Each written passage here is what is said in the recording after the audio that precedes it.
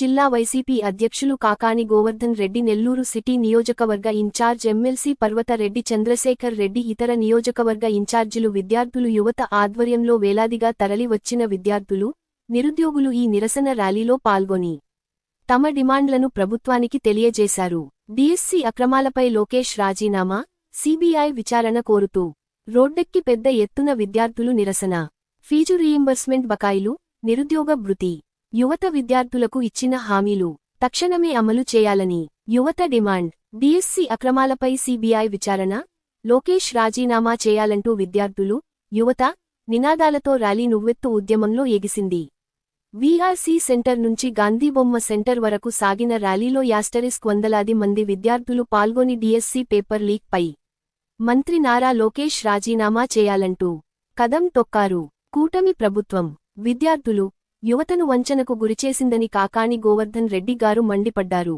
విద్యార్థులు యువతకు ఇచ్చిన ఒక్క హామీని కూడా అమలు చేయకుండా ఈ రోజు విద్యార్థులు, యువతను రోడ్లపైకి నెట్టారని అన్నారు.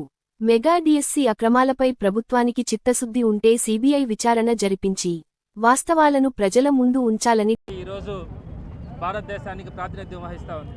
మరి ఈ సందర్భంగా నీట్ క్వశ్చన్ పేపర్ లీకేజ్ విషయంలో మీ భాగస్వామ్యమైన బీజేపీ ప్రభుత్వంలో విద్యాశాఖ మంత్రిగా ఉన్నటువంటి వ్యక్తి ఈరోజు రాజీనామా చేసినటువంటి విషయం మనం చూసినాం.